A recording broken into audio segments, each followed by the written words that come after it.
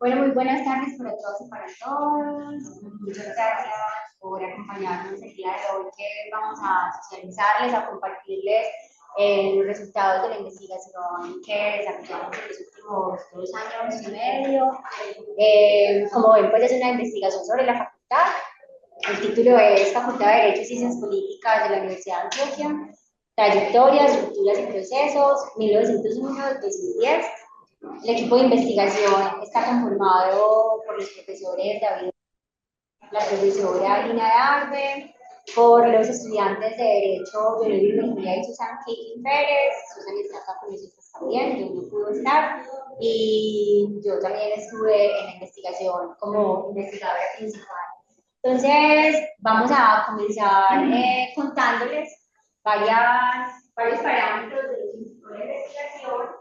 Les vamos a contar cómo se hizo, qué hizo la investigación, los hallazgos, les vamos a compartir la multimedia, quizá algunas ya la exploraron, y después queremos dejar el espacio más amplio para que podamos compartir con ustedes criterios, preguntas, pues, todas las inquietudes, comentarios que tengan sobre esta propuesta que tenemos para leer el texto pasado. Sí. Sí. ¿Y si como Como una hostia. Como una hostia, exacto. Si lo cojo así está bien. Sí, pero cuando vaya a ver la pregunta, Yo se los paso. Bueno, Kate, gracias. Bueno, entonces, como pueden ver ahí, estos son los puntos que vamos a tratar en la presentación que les vamos a hacer. En un primer momento, ¿qué implica hacer una investigación sobre el proceso histórico de la facultad? Queremos contarles por qué quisimos hacerlo y por qué es un muy buen momento para hacerlo, cuáles son los objetivos que propusimos, cómo lo hicimos y los hallazgos y nuestra propuesta de divulgación. Entonces, espérenme, yo cambio esto para acá para que se vea mucho mejor. Entonces, la pregunta por qué ir a la historia y analizar el proceso histórico de la facultad y específicamente del pregrado de Derecho. Ahora más adelante les vamos a explicar por qué ocurre eso en esa temporalidad. Es una de las grandes reflexiones que hemos estado haciendo, sobre todo en los cambios, en las rupturas que hay en la educación en los últimos años, más específicamente y más recientemente lo hemos visto con todo lo que ocurre con la transformación del conocimiento, la inteligencia artificial, los métodos de enseñanza. Entonces consideramos que eso le da toda también una gran justificación en la importancia de entender qué el neoliberalismo ha hecho con la educación, qué implica ese proceso para nosotras y nosotros como universitarios y universitarias en una universidad pública y en nuestro recorrido. En ese contexto, pues la aceleración del tiempo es muy importante. Esto se ha nombrado pues ya desde hace varias décadas y ahora se habla mucho del fin de la historia y de lo que representa la pérdida no solo de la esperanza, sino de la posibilidad de recomponer los destinos, si se quiere, de la humanidad. Y en ese sentido estamos comprometidas las tres personas que estuvimos en la investigación, con aportar a formar una conciencia histórica en la facultad de lo que hemos sido y lo que ha sido nuestro pasado. En ese sentido, identificar la persistencia de esos retos que implica la enseñanza del estudio del derecho, su ejercicio y también su estudio, comprender ese proceso teniendo claro, y ahorita se los vamos a mostrar con mayor claridad a través de la multimedia, el protagonismo que la facultad ha tenido en el panorama regional, pero también en el panorama nacional, que es fundamental. Darle un lugar y sobre todo a las nuevas generaciones que comprendan lo que la facultad significa como un sujeto colectivo, que somos nosotros como un conjunto de estudiosos y estudiosas y gente que estudia el derecho y lo ejerce. Es como un gran incentivo para nosotros también abrir como líneas de investigación que impliquen estudiar el proceso histórico de la facultad en las diferentes áreas de conocimiento, en lo que representa nuestro lugar protagónico, que así lo vemos, y además propiciar el diálogo entre quienes integramos la facultad, entre todos nosotros, pero además con otras facultades de derecho del país, que nos parece que hay un llamado pues fundamental en este momento. Entonces, algunas claridades para empezar. Ahí ven pues que hacemos un pequeño recorte en el título para efectos como del espacio, pero sobre todo porque queremos enfatizar en qué fue lo que hicimos y no qué fue lo que no hicimos. Entonces, ¿cuáles fueron los objetivos propuestos? Esto es una investigación que implicó una definición inicial de unas temporalidades. Ustedes saben que el proceso histórico de la universidad viene de inicios del siglo XIX, se extendería por 2 siglos, pero nosotros tomamos unas decisiones en esa forma de resaltar o hacer esa mirada al pasado de la facultad. Entonces, el objetivo propuesto es ver ese pasado proponiendo una comprensión, específicamente una comprensión de las orientaciones que ha ido adquiriendo la forma en cómo estudiamos el derecho, cómo ha cambiado la formación jurídica en este claustro específicamente. Y en ese sentido, analizar la facultad como un sujeto histórico, los procesos que ese proceso de formación jurídica ha implicado y la proyección que hemos tenido, entendiendo lo que ha implicado ser egresadas, egresados de esta facultad. Es muy importante para nosotros aclarar lo siguiente, y es qué es lo que no pretendemos y que tampoco esperamos. Y es que en los debates actuales sobre el desarrollo de la memoria puede haber fácilmente alguna consideración respecto a que pretendamos como fijar algún tipo de memoria institucional. No es nuestro interés, menos aún dar cuenta de una historia institucional y tampoco de una historia oficial, sino que es una propuesta de mirar el pasado a partir de cómo hemos estudiado y ejercido el derecho, y ya van a darse cuenta de esto que implica. Entonces, esa propuesta implica observar la facultad en el tiempo. Vamos a ir a contarles cómo observamos el tiempo de la facultad, pero lo importante ahí es que queremos resaltar que no vemos la facultad a partir de acontecimientos, no únicamente a partir de acontecimientos, sino a partir de procesos. Entonces eso en la cuestión de la perspectiva histórica es fundamental, ya les vamos a explicar por qué, y esto emerge por algunas conversaciones que tuvimos con otros compañeros y compañeras que cuando, digamos, avisoraron la investigación, consideraban que debían resaltarse específicamente ciertas cosas. Entonces es importante que tengamos en cuenta que la propuesta no es hablar de acontecimientos, sino analizar nuestro proceso colectivo. Entonces, algunas claridades. Como ustedes se dan cuenta, la temporalidad de la investigación es 1901 a 2010. Es un tiempo que se considera un tiempo largo en la historia, y esto tiene pues también un contexto, y es cuál. La investigación tiene esta temporalidad que es de larga duración, pero cuando ustedes observan el proceso histórico de la universidad, encontramos que la universidad data de 1823. Y acá voy a pasar a mostrarles la multimedia para que vean un poco por qué fue la decisión de que el análisis parta de 1901 y no desde 1823. Entonces, algo que ahorita les vamos a mostrar, digamos, con mucha más amplitud, espérenme un instante, es el resultado de la investigación, que es una multimedia. Ustedes, si algunas pudieron explorar en el afiche, ahí lo van a poder ver. Entonces, la multimedia consta de varias secciones y ahorita las vamos a explorar, y una de ellas es la facultad en el tiempo, que es esta sección que les estoy señalando. Entonces, esto es una línea temporal, es una línea, no es un análisis del tiempo circular. Ahorita vamos a explicar por qué. Y miren que el primer tiempo fechado, datado, es 1823, porque precisamente es el momento en el que por decreto 1827 Simón Bolívar, el Libertador, determinó que el estudio de la jurisprudencia y sus ramos iba a ser parte de los estudios que se llevaran a cabo en el Colegio de Antioquia. Entonces, históricamente no es posible hablar de que eso era la Universidad de Antioquia y tampoco era la facultad, ¿cierto? Era una sección de estudios de jurisprudencia. Cuando vamos nuevamente, espérenme un instante, yo cambio esto. Entonces, técnicamente no podríamos hablar de la facultad desde aquel entonces, aunque haya una orientación claramente del derecho y de lo que ocurre en aquel momento, post-independencia, la universidad ya tiene un lugar histórico ahí, pero no como la nombramos y menos aún en la existencia de la facultad. En 1874, y cuando pasamos en la línea del tiempo lo podemos observar, el cambio, esto hace parte pues de toda la construcción que hicimos, implica que pasa de ser el Colegio de Antioquia a nombrarse Universidad de Antioquia, pero en aquel momento no se puede hablar tampoco de que existan las facultades como las conocemos ya en 1901, cuando se empieza a hablar de facultades, digamos, divididas, fragmentadas según áreas de conocimiento. Ahorita vamos a ampliar un poco sobre eso.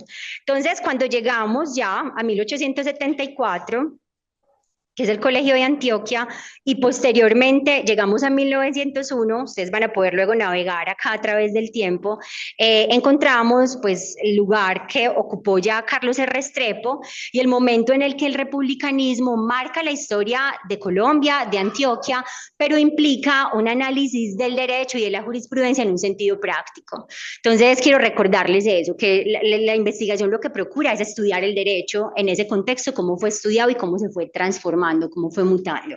Entonces, esa decisión es importante resaltárselas porque digamos que históricamente implicó una forma específica de pensar el tiempo social. Entonces, vamos a ampliar un poco esto.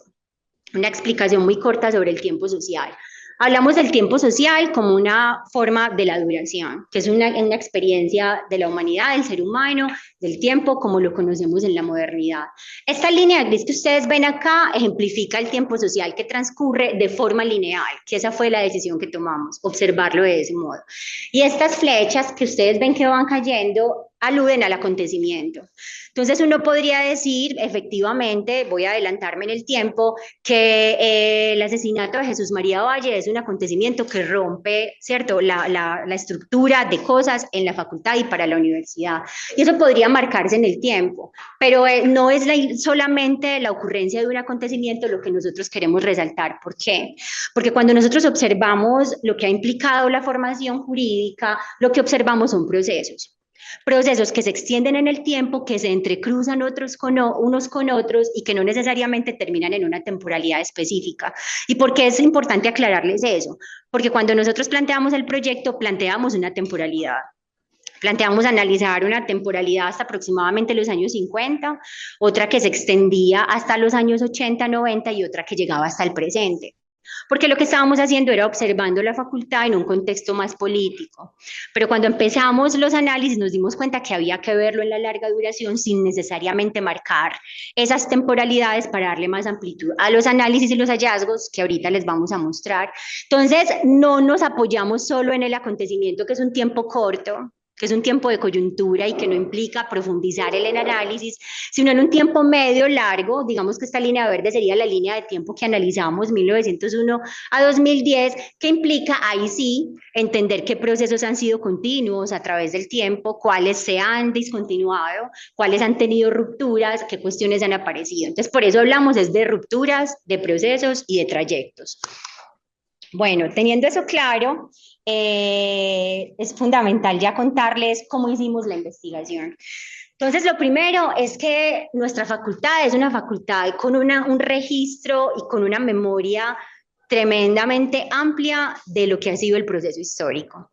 Hay un acervo de archivos muy amplio, pero además muchos y muchas profesoras se han dedicado por largos periodos a escribir también las experiencias que hemos tenido en relación no solo con la política, sino la facultad en relación con la universidad, con las políticas educativas, con el derecho y con los contextos.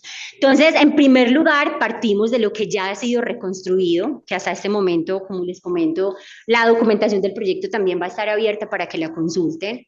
Entonces partimos en un primer momento de los documentos de la facultad con una exploración inicial sumado a la búsqueda de un marco interpretativo que implicó apoyarnos en el derecho, claramente, ya vamos a ver en qué parámetros desde el derecho, y en la historia como perspectiva, se han visto, tenemos una experiencia en los estudios de la historia, y entonces esa fue el marco interpretativo que partió de lo siguiente. Entonces, fuentes primarias y fuentes secundarias que fueron las consultadas para nuestra investigación. En primer lugar, entre las fuentes primarias encontramos las documentales, tanto las fotográficas como los documentos que encontramos en el archivo.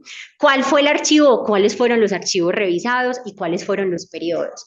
Entonces, la Universidad de Antioquia tiene un archivo histórico, es un archivo histórico que existe ya hace más de 60 años, que tiene de hecho información desde el siglo XIX, y ahí hay un ejercicio muy juicioso de organización y de archivística. Entonces recurrimos al archivo histórico, recurrimos a la colección de historia del Museo de la Universidad, que hay un proceso de curaduría de muchas imágenes que fueron las que nosotros revisamos y analizamos para la línea de tiempo que ahora les vamos a mostrar más ampliamente.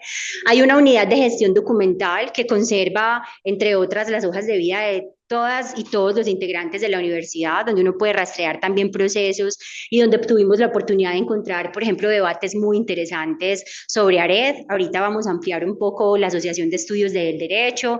Cuestiones que pensábamos encontrar en el archivo histórico, no necesariamente las encontramos, y el primer año y medio analizamos desde el periodo de principios del siglo hasta los años 80.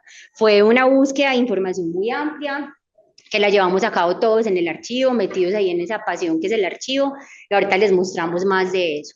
La sección patrimonial y de la biblioteca Carlos Gaviria Díaz, el archivo personal de Carlos Gaviria Díaz, fuimos, digamos, nos permitieron ver el archivo antes de que el archivo fuera entregado al público, y la biblioteca central, porque entre otras cosas, nosotros hicimos, una de las estudiantes de la investigación hizo un trabajo muy amplio, porque acá está con nosotras Susan, ella analizó, hizo una gran base de datos acompañada por el profesor David Orrego, analizando las revistas de la universidad en los últimos 100 años, de la facultad en los últimos 100 años, y además hizo un análisis muy profundo de las tesis elaboradas desde principios del siglo hasta el 2010 más o menos.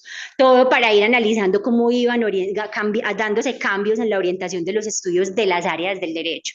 Ahorita vamos a ampliar un poco, queremos contarles esto para ampliar la información cuando veamos la multimedia. Entonces también se analizaron las monografías, y una de las fuentes primarias fundamentales fue el contexto intergeneracional y cómo procuramos entrevistar a algunos profesores y profesoras, como esperamos que esto sea un inicio de que la investigación se abra mucho más. Ahora les contaremos cómo la seguiremos abriendo. Voy a mostrarles cómo van a encontrar ustedes esto en la multimedia. Espérenme un instante, que esta sección en la multimedia ustedes la van a encontrar como Voces de la Facultad. Entonces hay algunas entrevistas, no son todas las que hubiéramos querido hacer, y hubiéramos querido hacer muchas, hay muchas que están pendientes, así que este criterio inicial fue sobre todo generacional y procurando pues que hubiera una representación de las mujeres. Ahorita les vamos a contar cómo. Entonces podemos ver una entrevista a la profesora Bernardita. Las entrevistas son digamos, entrevistas largas, porque eso fue un trabajo muy interesante que hicimos con los estudiantes en el grupo, y fue diseñar una entrevista donde los estudiantes pudieran tener una conversación generacional con ellos, comprendiendo, en primer lugar, en qué momento de su vida llegaron a la facultad, cómo llegaron a la universidad, por qué decidieron estudiar Derecho, cómo fue su lugar como estudiantes, qué era estudiar Derecho en su época, cómo se evaluaba, cómo fue pasar por el consultorio jurídico, cómo se relacionaban con los estudiantes. Luego, una vez graduados o graduadas, si se decidieron por la carrera académica, cómo fue eso y qué los inspiró a eso y a orientarse en un área específica del derecho. Y luego la mayoría de ellos, qué representó ser una directiva administrativa en la facultad, qué representó ir dirigiendo en alguna medida los rumbos de la formación jurídica en la facultad. Entonces ahí van a encontrar varias entrevistas, pues nuestra recomendación es que las vean todas. Hay cosas muy interesantes de los tiempos que cada uno vivió, cómo los vivió. Bueno, ahorita vamos a ver algunas cosas sobre eso. Entonces acá recurrimos claramente a la historia oral, en los instrumentos que nosotras utilizamos también en la historia, y a modo de fuente secundaria tuvimos claramente un fundamento desde la teoría del derecho. Ahora vamos a ampliar más sobre eso, las teorías críticas del derecho, las facultades de derecho y la enseñanza jurídica. Procuramos hacer ese análisis en el país, ¿cierto? ¿Qué ocurrió con las primeras facultades de derecho? ¿Qué las inspiró? ¿Cuáles fueron los contextos sociales, políticos y económicos? Para entender también la nuestra propia. La historia social y desde abajo, ahorita van a ver cómo se ven los contextos, la historia conceptual y la historia de las ideas políticas. Y todo esto está atravesado por la memoria y por la experiencia. Entonces, el concepto de experiencia, que es fundamental, en tanto como integrantes de la facultad, estudiarnos a nosotros mismos y observar también la experiencia de quienes nos acompañan pues todos los días acá. Entonces, ¿cuáles fueron los hallazgos? Y acá pues vamos a entrar a profundizar más en lo que encontramos. Entonces, lo que encontramos, que en la multimedia ustedes ven mucha información, lo que hicimos presentar hoy es de este modo, dejando claro que este análisis continúa para nosotros, ¿cierto? Cada vez que nos encontramos y miren que esto lo podríamos observar así, esto de aquel modo, hay como toda un panorama muy amplio de las cosas que vamos a seguir encontrando. Entonces, en primer lugar, hay que tener en cuenta que son dos grandes trayectorias, las que quisimos traer para hoy, que consideramos que son como las columnas vertebrales. Primera cuestión en relación con el tiempo. Esas trayectorias no son lineales, no son cuestiones que ocurrieron en un momento y no se volvieron a presentar, permanecen, por eso las trajimos como trayectorias fundamentales. Implican rupturas, implican entrecruzamientos, como se los dijimos, y en ambos, las y los actores, hombres y mujeres, estudiantes, profesores, integrantes de la facultad, intervienen según marcos sociales específicos. ¿Cuáles son esos marcos sociales? Pues contextos teóricos del derecho, ya vamos a ir a verlos, contextos sociales, políticos y económicos que de un modo u otro orientaron o modificaron o condujeron a que fuera necesario modificar la forma en cómo estudiamos el derecho en la facultad. En este tiempo, las rupturas que se dieron modificaron no solo la formación, sino también a los actores y sus mentalidades. Entonces, la primera trayectoria o el primer trayecto es el proceso de formación jurídica, los estudios del derecho y qué ocurrió con los planes de estudios. Y el segundo son los ecos de la sociedad, y ahí pues es algo que lo nombramos desde el comienzo como una facultad que pasó de ser una facultad de élites a una facultad de masas. Y ahorita vamos a ampliar un poquito más, entonces bueno, le voy a dar la palabra al profe David que nos va a ampliar un poco más este primer trayecto. Gracias, Cata. Bueno, buenas tardes a todas y a todos. Pues bueno, uno de los grandes retos a los que uno se enfrenta cuando se ve pues como con un montón de materiales y de fuentes primarias es cómo organizarlos, ¿cierto? Gran parte la tarea de la historia es interpretar los materiales del pasado, pero para interpretarlos pues hay que tener unos criterios de organización. Y esos criterios de organización pues estuvieron basados o los consideramos apropiados desde un marco que uno podría llamar de teoría del derecho o de una historia del derecho muy aplicada a historiar el pensamiento jurídico. Entonces hay como un autor y un modelo de explicación que para nosotros fue muy importante para organizar los materiales y para poder establecer eso que uno llamaría en el análisis histórico continuidades, discontinuidades, simultaneidades en un momento histórico o sucesiones, ¿cierto?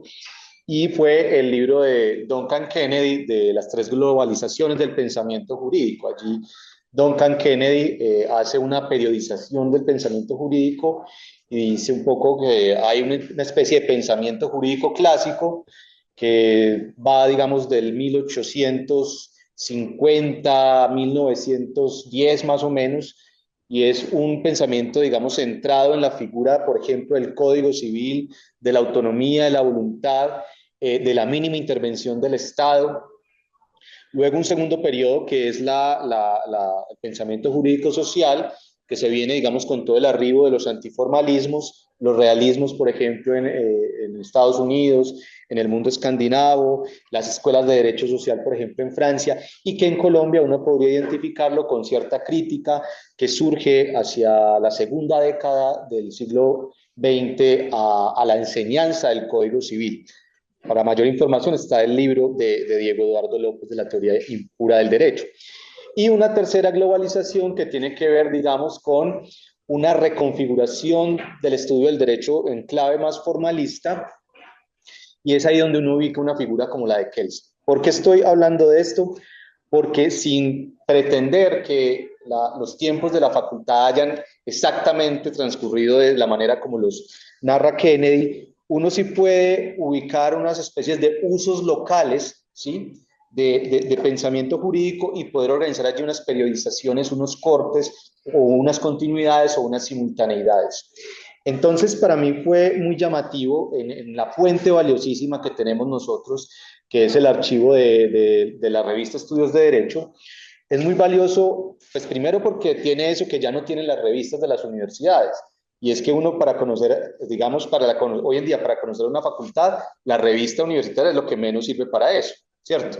Pero en esa época eran los mismos profesores, los mismos estudiantes, los que escribían, entonces ahí, por ejemplo, se publicaban las tesis, se publicaban discusiones, debates políticos también, Y uno puede ver en ese primer periodo, que yo lo ubicaría más o menos entre 1912 y 1936, una centralidad del Código Civil como método de enseñanza, pero no es un método de enseñanza pacífico, sino que uno podría identificar allí unas simultaneidades o más bien unas especies de espectros ideológicos.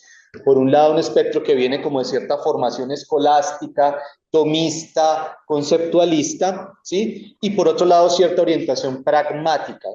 No hay que olvidar que los comienzos del siglo XX en Antioquia son los comienzos de este proceso de industrialización, de estas élites, digamos, que comienzan a devenir en unidades, comienzan a construir unidades productivas industriales y, digamos, la historia de la Facultad de Derecho, por lo menos en la primera parte del siglo XX, podría verla a la par de la Escuela de Minas, ¿cierto?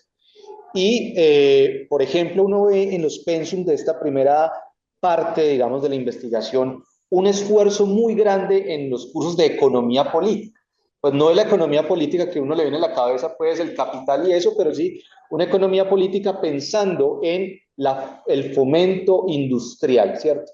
Y la gestión del trabajo, que luego viene pues con la gestión de los trabajadores. Pero bueno, uno puede ver además un rasgo político en esta primera época de pensamiento jurídico clásico, y ese rasgo ideológico político, o tal vez si es publicista, es el republicanismo de una personaje muy importante para el país y para la región, que fue Carlos R. Restrepo.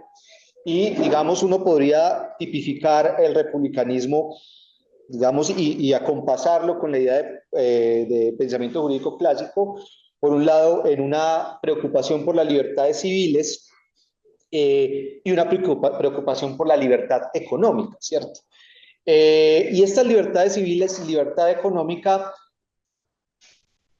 eran como cierto lugar común en la formación profesional de esta primera parte del siglo XX, pero además uno puede ver allí ciertos conflictos que se van generando, como lo ocurrido en el año 1918 o 19, ya no me acuerdo, digamos cuando surgen ciertos trabajos de grado que no le gustan a la iglesia. Y hay que recordar algo, y es que por el concordato la iglesia podía leer las tesis y podía vetarlas, ¿cierto? Entonces está la famosa historia de la tesis de Fernando González, del derecho a no obedecer, que fue objeto de veto por parte del arzobispo y que generó un revuelo en la facultad a favor de Fernando González. Siempre tenía como la idea de que Fernando González lo habían un poco rechazado. No, de hecho muchos profesores que incluso uno podría identificar como conservadores en la historia del pensamiento político en Colombia, apoyaron, digamos, la libertad, el trabajo de Fernando González, y otros que fueron vetados por el arzobispo en la idea de que, como algo así, como un criterio para la libertad económica, es la libertad de pensamiento, ¿cierto? Entonces, libertades civiles, libertad de pensamiento, libertad económica puede ubicar uno en esta primera fase, digamos, de clásica, de pensamiento jurídico clásico, muy centrado en términos muy jurídicos en el Código Civil. Y también allí se da como una especie, hacia el 18-19, se da una especie de crítica a la forma de enseñar el Código Civil por parte de estudiantes, y en la revista Estudios de Derecho uno va a leer, por ejemplo, una pelea contra la mnemotecnia, contra la memoria, contra la especie de sacralización cuasi escolástica en las divisiones y distinciones del Código Civil, y una propuesta por una lectura más pragmática, ¿cierto? Más conceptual, y que estuviera acorde con los desarrollos económicos de la industria antioqueña. No hay que, repito, estos, digamos, personajes de la facultad son también, o hacen parte, si no ellos, sus familias hacen parte de este primer proyecto económico de industrialización, e incluso hacían parte también de la institucionalidad, las asambleas, los consejos, ¿cierto? Incluso llegan al Congreso, bueno. Entonces es una formación de élites, por supuesto, pero que está peleándose con una idea escolástica en la enseñanza del Código Civil. Bueno, luego uno podría identificar unas rupturas ya mediado por una especie de nacimiento del movimiento estudiantil hacia el 18, bueno, producto, por ejemplo, del Manifiesto de Córdoba, que se va a hacer muy evidente hacia los años 20, Recuerden que los años 20 es un momento de transformaciones económicas, de transformaciones en la industria y de surgimiento de un primer movimiento obrero, ya no artesanal, sino obrero propiamente.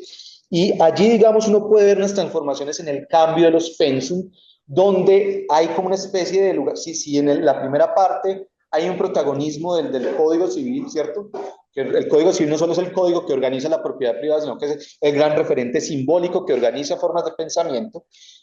Hacia los 20 y 30 va uno a ver como un surgimiento del derecho público, ¿cierto? Y, por ejemplo, toda esta idea del derecho administrativo, algo del derecho constitucional, obviamente no equiparable a lo que hoy en día entendemos por derecho constitucional, pero ahí se puede ver, digamos, hacia los 20, 30, y también se puede ver en términos políticos en la discusión, por ejemplo, entre liberales y conservadores, que llevó a la primera gran ruptura, digamos, de la formación jurídica en Antioquia, en Medellín, que fue la fundación de la Universidad Pontificia Bolivariana por unos profesores conservadores que entran en discusión con la administración central de la universidad y la administración de la facultad y montan rancho aparte y fundan la Universidad Pontificia Bolivariana. Y yo destacaría en la tercera globalización, en un tercer momento, aún, digamos, yo quisiera ver aquí como tres cosas. O dos cosas, pues, pero no, tres cosas. Por un lado, como una especie de transformaciones en las globalizaciones del pensamiento jurídico que llevan, por ejemplo, a una preocupación del primer mundo en su lucha, por decirlo así, contra el comunismo, digamos, afianzar las instituciones democráticas en los países del tercer mundo. Y allí uno puede ver, por ejemplo, una preocupación por las reformas de las facultades de derecho, ¿cierto? Y dentro de toda la discusión que se da en las reformas de las facultades de Derecho en Colombia, varias universidades, siendo que me vienen a la memoria los Andes y la Universidad de Antioquia, hay un joven profesor, un profesor joven que comienza, digamos, no solo pues a empaparse de toda esta necesidad de reforma, sino también a proponer en qué consistiría, debería consistir una reforma de las facultades de Derecho, y ese joven profesor es Carlos Gaviria, y creo que la reforma Gaviria es una reforma que puede ir acorde con una transformación del pensamiento jurídico, ¿sí? En varios sentidos.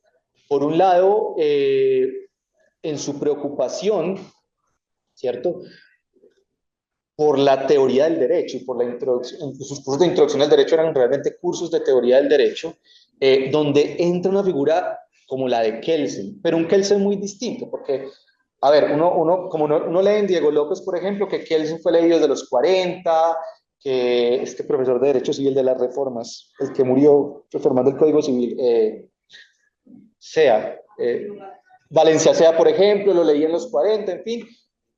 Benigno Mantilla, por ejemplo, lo leí en los 50 y fue un difusor, digamos, de la teoría jurídica en esa época, pero la lectura de Gaviria fue distinta en la medida en que propone una lectura del derecho a partir como de sus racionalidades, más que de sus contenidos o de sus normas, es cómo operan esas distintas racionalidades del derecho.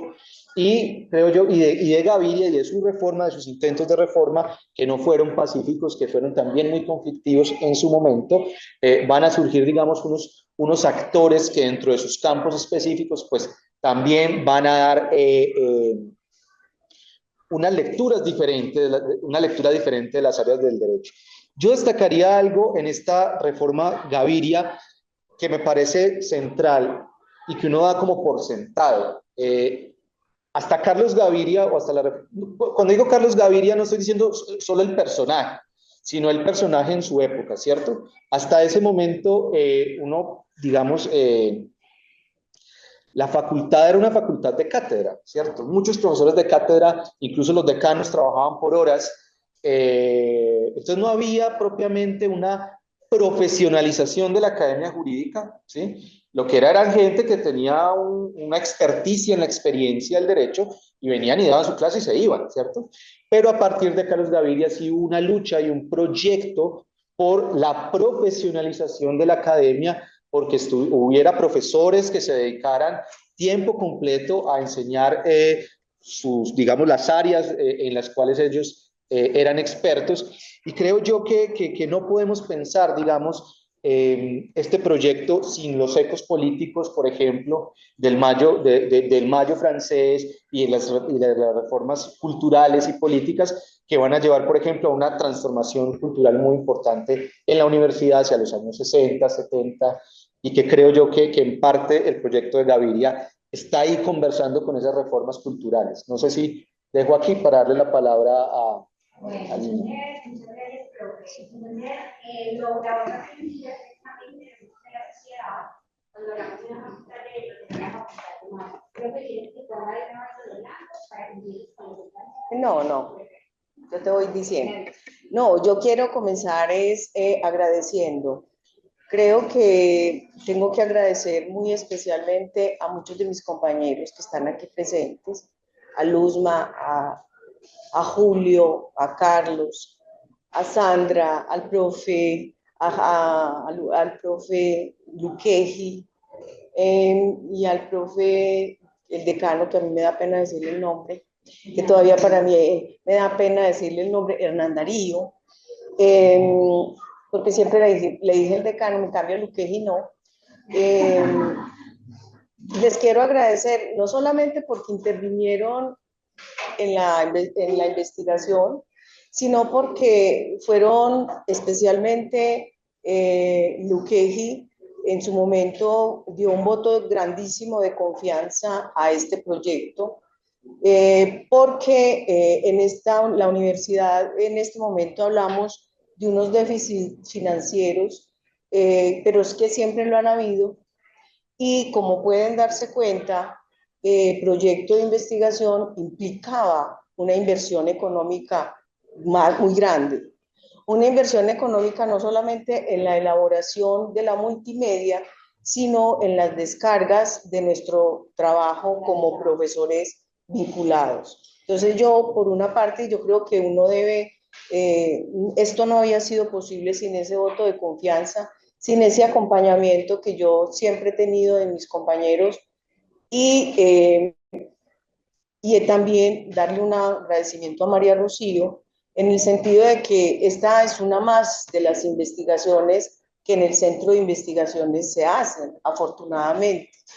Sin embargo, ella entendió y nos propuso, y nosotros inmediatamente aceptamos que hiciéramos una presentación especial, no solamente porque para nosotros es muy importante que estén aquí ustedes, los jóvenes, para que entiendan, sino porque a mí personalmente es la oportunidad de expresar que en este momento y esta investigación es el producto de un malestar que siempre tuve, frente a lo que leía, a lo que estudiaba y a lo que escribía, porque también había escrito con Julio y sola, bueno, frente a la facultad. Siempre tuve un malestar de por qué la facultad era siempre leída desde los prohombres. Entiendo que las mujeres no era el momento. Yo soy hija de ese tiempo, Luzma y yo somos hijas de otro tiempo, lo mismo que Sandra, y sabemos que y esa mirada, no solamente desde el punto de vista feminista, ni mucho menos o mucho más, era que la universidad, que la facultad, iba mucho más allá de ese marco o ese mosaico que siempre hacían de los que habían sido ministros, presidentes. La universidad y la facultad era otra cosa, y yo siempre tuve ese malestar. Afortunadamente, pues cuando comenzamos la investigación, yo ya estaba en el último tiempo en un cargo administrativo en el centro de investigaciones, pero me encontré con la compañía maravillosa de mis exalumnos, que fueron Catalina, y que ya de alumnos pues no tienen nada. Son mis pares, siempre los he mirado como unos pares, pero como ustedes se pueden dar cuenta, somos tres seres absolutamente diferentes de nuestra mirada de la facultad. Y eso expresa precisamente ese hallazgo que le robamos las palabras a un libro que hay de María Teresa Uribe, sobre la historia de la facultad, de la Universidad de Antioquia.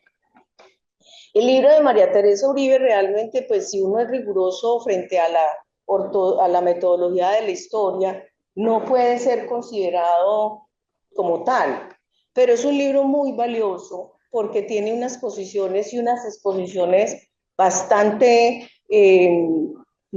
provocadoras y provocativas frente a la lectura que ustedes se dieron cuenta empezó a hacer David y siempre ha estado presente en nuestra facultad y es de esa relación estrecha entre el derecho y la política. David, con su conocimiento que es extenso pues, sobre la teoría del derecho, pero ustedes se dieron cuenta que lo que él siempre hizo fue mostrar cómo esas teorías llegaban a un contexto que era leído de una manera particular en esta facultad. Entonces, lo que quiero decir es que esos ecos de la facultad, lo que nos robamos, entre comillas, nos robamos de María Teresa, era mostrar, y en la multimedia es evidentísimo, cómo esa facultad comenzó como una facultad de élite, lo que es absolutamente claro y era obvio en ese tiempo, y es que a esta universidad y en general a las universidades llegaban, eran los que tenían recursos económicos para hacerlo. Y los grandes propietarios querían que sus hijos, como el derecho ha sido un instrumento absolutamente para para mantener el status quo, o sea, el Estado como está, ser abogado era muy importante.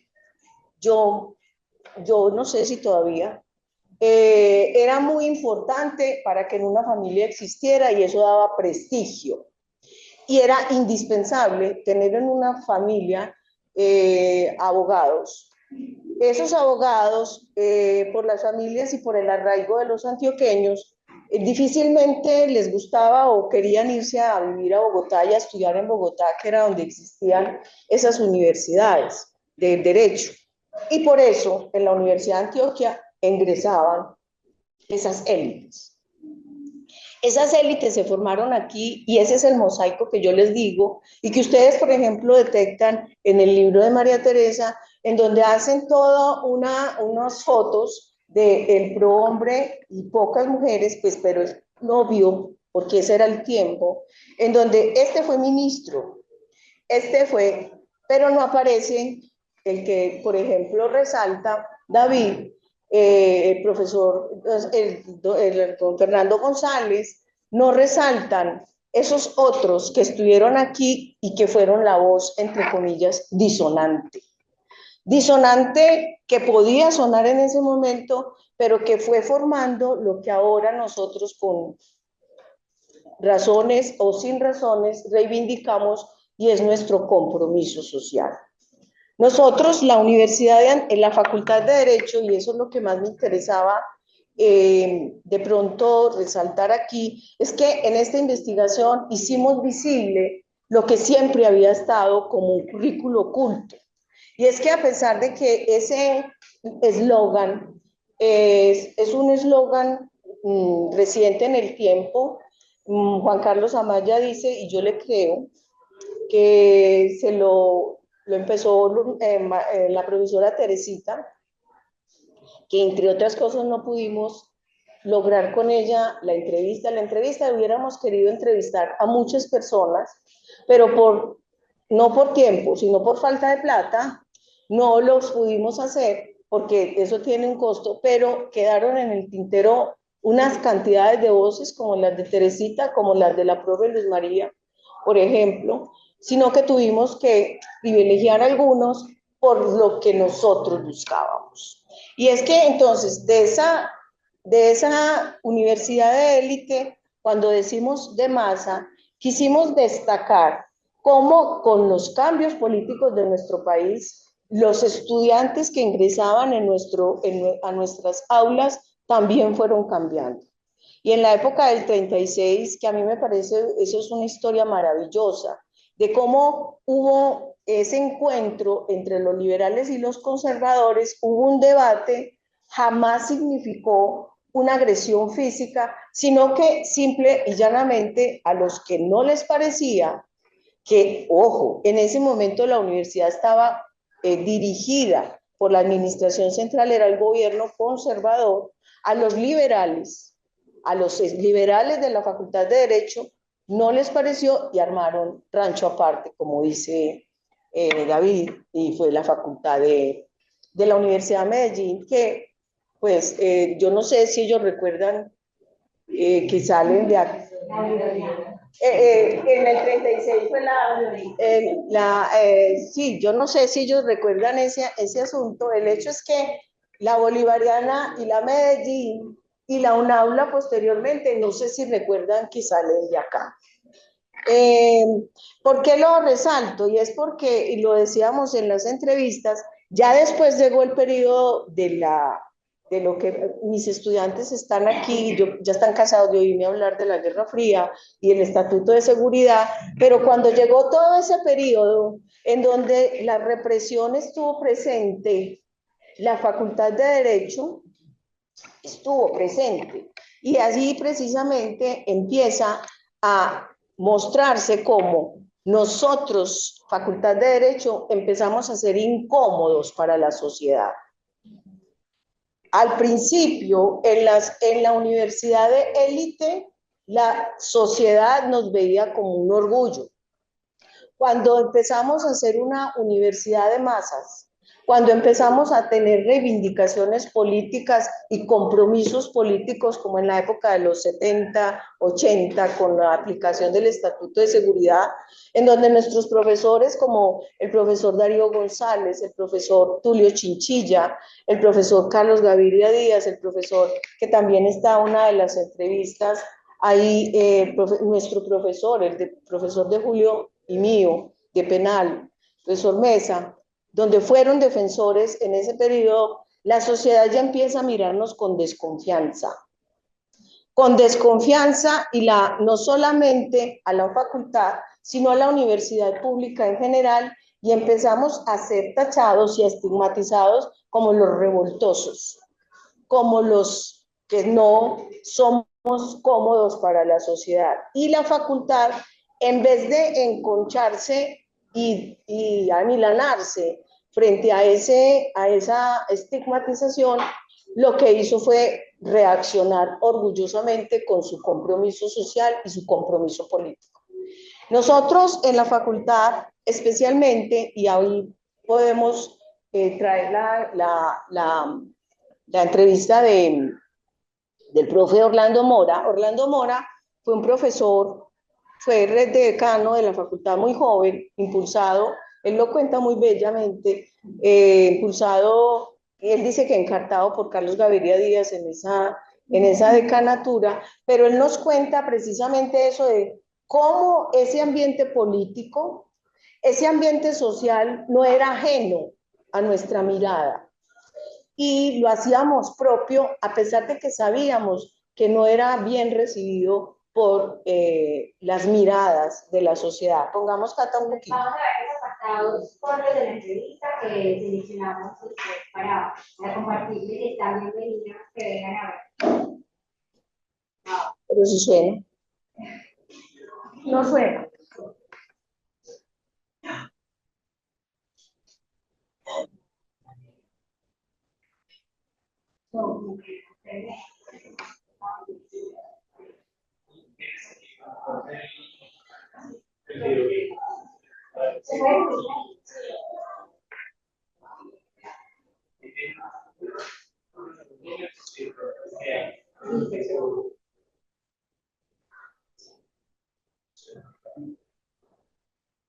Tenía en ese momento, yo nací en el 44.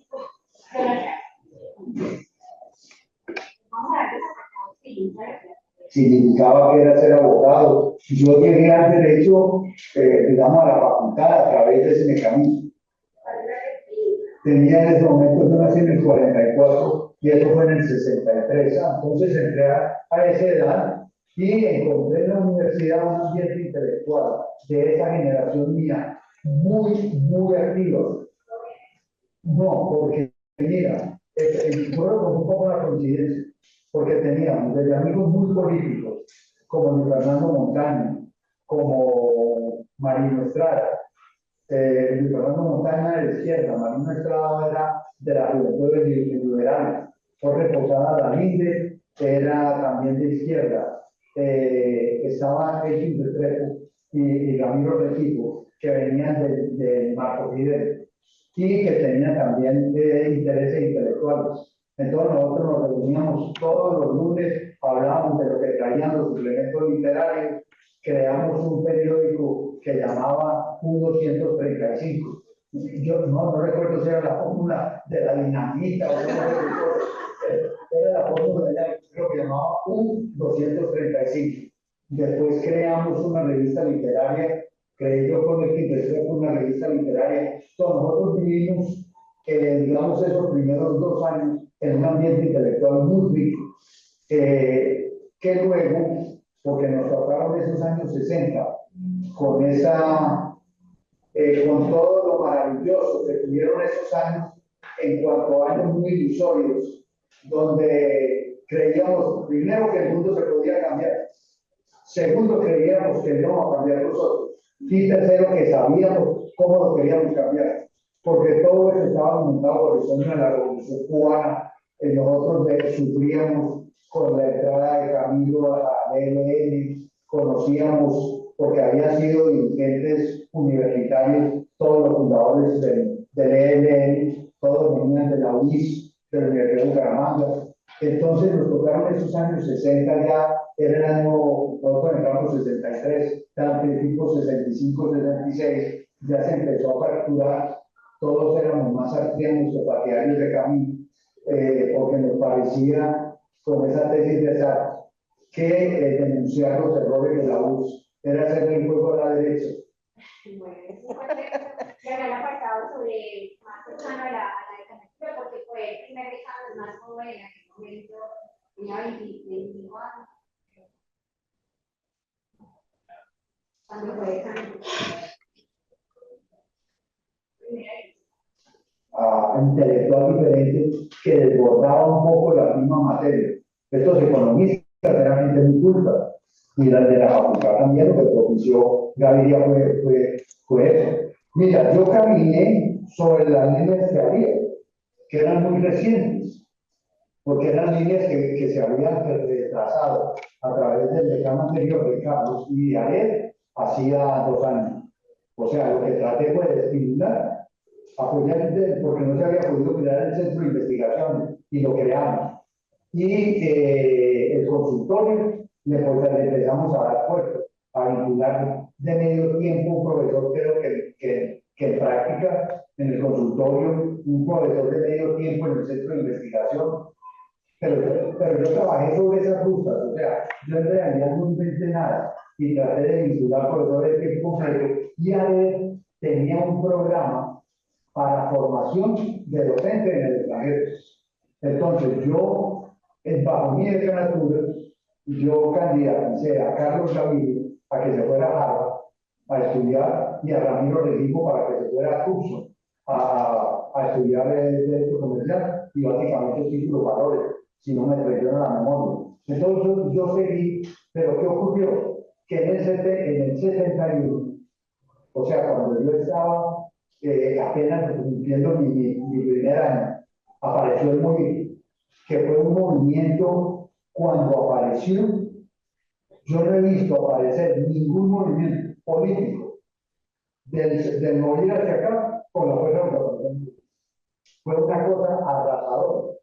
Y tenía un dirigente muy fuerte, que era Michel Aracota, que luego fue ministro y todo. Y te digo, ahí sí comenzó lo que yo llamaba la lucha de clases. Eso tuvimos un año en que 6 meses nos la pasamos con un consejo directivo permanente. Todos los días nos reuníamos, porque a las 2 de la tarde se llamaba el libro de el ejército no dejaba salir a los estudiantes. Nosotros los decanos nos tocó sacar al estudiante de la maleta de los carros. 2 o 3 de los decanos, porque había un sector muy conservador, se decía que el decano de economía, el decano de ingeniería, no sé quién, y yo, estábamos en la lista de orden público de la fatalidad, porque supuestamente éramos los decanos que le dábamos con un sentido a todo eso, en la cosa de que era una lucha, digamos, que tenía sus razones. Para terminar con esta parte que la pregunta de los industria, y para ahora otras cosas que queremos contarles para ya conversar con ustedes, nos parece importante mostrar este pasado, que nosotros como especialmente como veo. Todas las entrevistas son muy buenas, las que quisiéramos invitarles a que las vean, porque son nuestros momentos tremendos de la facultad, desde la experiencia de los estudiantes. Pero bueno, solo esos apartados por ahora. De la decanatura. Fueron porque habían pasado 3 años y porque de todas maneras el pan que uno se gana en la universidad es el mejor pan que uno puede ganar. O sea, yo nunca me he ganado el dinero de una manera más noble que cuando me la gané enseñando. Porque al fin y al cabo lo que te pagan es por aprender y por transmitir. Es decir, eso sí no te lo va. Es decir, todo el otro que te paga en un trabajo te está pagando un resultado. Y ese resultado es externo a ti. En cambio, del estudio, te están pagando por un resultado que te enriquece. Me puedo volver a la universidad cuando ya está medio tiempo. Pasaron muchas cosas. Ared se fue.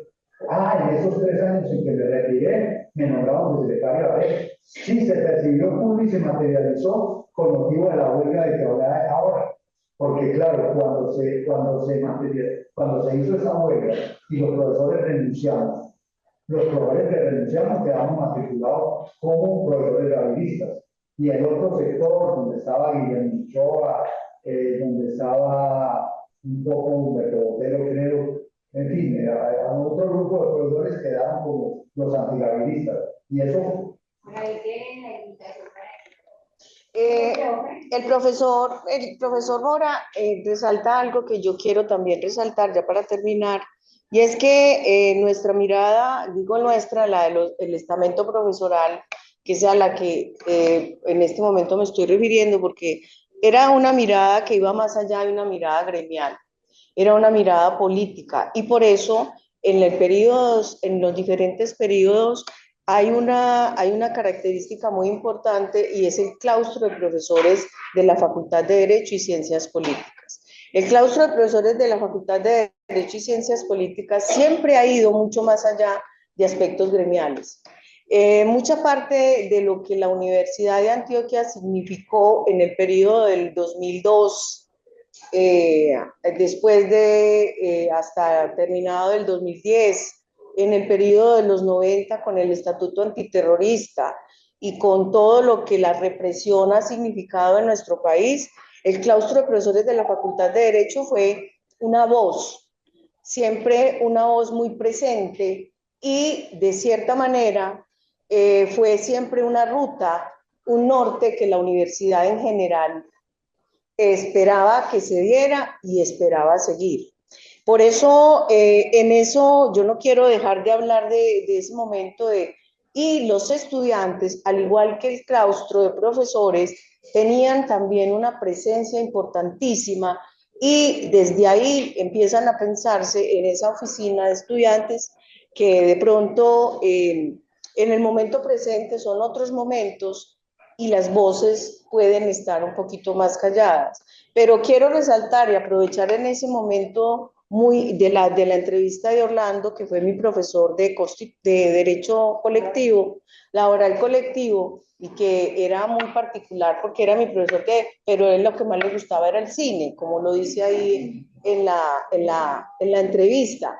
Entonces, como ven, esa universidad no ha dejado en este momento, no ha dejado de ser lo que ha sido, y es una universidad, es una facultad llena de pluralidades, de miradas distintas, de acercamientos diferentes, y nuestro compromiso como estamento profesoral, que es de donde podemos hablar, sigue siendo un compromiso que va más allá de lo gremial. Quiero invitarlos a la entrevista, pues ahí está Julio, yo no voy a hablar de Julio porque él está aquí. Julio es muy claro y resalta bastante eso que yo quiero decir, que hemos sido incómodos, la sociedad no nos ha querido siempre, la sociedad colombiana. pero eso no nos ha amilanado en nuestra propuesta política. Muchas gracias por escucharnos.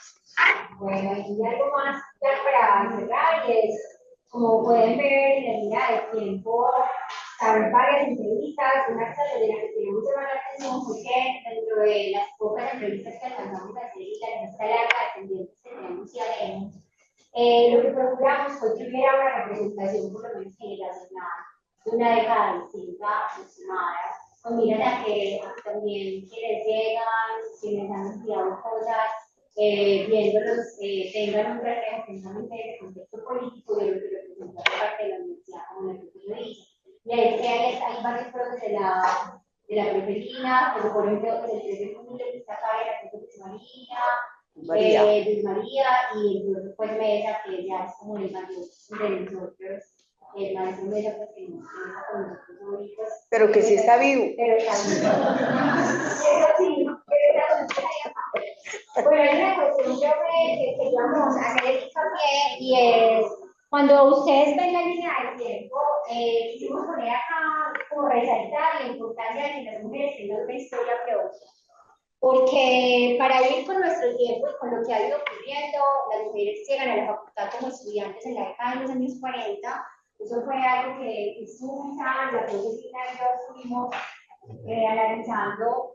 Y ahí es bien clave porque ese tiempo, que quiero mostrarles muy rápidamente cómo lo narramos, llegan en la década del 40 y eso se muestra en nuestra línea de tiempo, pero no se desarrolla totalmente, precisamente porque lo que percibimos es que las mujeres deben ser un sujeto narrado por ellas mismas. Entonces eso hace parte de una investigación que vamos a empezar ahora, el próximo semestre, ojalá, que es la historia de pues, las mujeres en la facultad a través del tiempo desde los años 40. Entonces ahí ustedes en la línea de tiempo van a encontrar, acuérdense pues que todas las imágenes son producto de una curaduría también científica de fuentes, y van a encontrar algunas informaciones. En estos clips van a encontrar documentos adjuntos en PDF de cosas de archivo que encontramos, y en otras ocasiones artículos y cuestiones de prensa que hacen parte también del análisis de archivo que hicimos. Y en esta entrada, que es una de las más nutridas, encuentran referencias a las primeras tesis de grado de las mujeres, a las primeras mujeres que tuvieron cargos en cortes, que litigaron por primera vez con egresadas de la facultad, pero todo eso para decirles que consideramos que es fundamental, pues como esa historia de las mujeres narrada por ellas mismas, y acá pues tenemos en la revista Bernardita como un apartado de lo que era, por ejemplo, en su época estudiar Derecho. Les voy a invitar a ver, que es un minutico, y cerramos para que conversemos sobre lo que ustedes consideren y también si quieren compartirles otras cosas más. Y ahora sin ¿verdad? Y convención. En mi época eran 4 facultades de Derecho en la ciudad, entonces las 3 restantes eran privadas, 2 cosas. Esa era la opción pública, y entonces se presentaba muchísima gente. Estoy segura porque tengo el dato que se presentaron a Derecho más o menos 1.600 estudiantes para la época. Era muy, muy competida. Y la facultad tenía un prestigio enorme, enorme. Tuve muy claro el estudio del derecho, creo que desde la adolescencia. Porque me tocó hacer, digamos, como peleas, conflictos familiares. Bueno, hay varias cosas que queremos compartirles, que también de la profesora, y es el contexto de la constituyente de los 90, por ejemplo. Entonces ahí van a encontrar estudios de la constituyente, cómo fue el debate.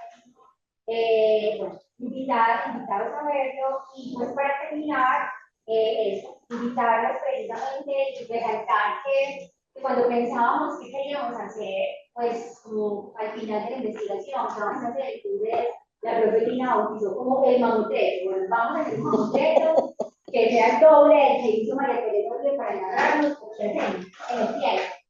Y lo que pensamos todos que estábamos ahí era como, no, vamos a algo que los chicos y las chicas que están llegando quieran ver, y que también nuestros compañeros quieran ver de un modo distinto, que lo puedan escuchar en todas nuestras cosas y que esté como multiculturalidad como una forma de educación distinta. Y esa propuesta tiene que ver con el presente también, cómo estamos viviendo los retos que estamos teniendo también en el proceso de enseñanza nosotros. Entonces, en ese sentido, invitarlos a que exploren la multimedia. Ustedes entran en la multimedia y van a encontrar un inicio que les lleva siempre a un menú muy pequeño. La multimedia, la idea es que siga creciendo, tiene toda una introducción de por qué hicimos la investigación, a qué está dedicada, y a todos nuestros compañeros y a nuestros estudiantes. Tiene claramente las voces, que ya acaban de ver un poco cómo es esa sección de las entrevistas. Tiene la línea del tiempo, que acaba de caer. Pero ustedes van a ver después con mucho ánimo. Tiene una sección que es muy interesante que puedan ver. La idea es subir la información de todos los archivos que alcanzamos a sistematizar.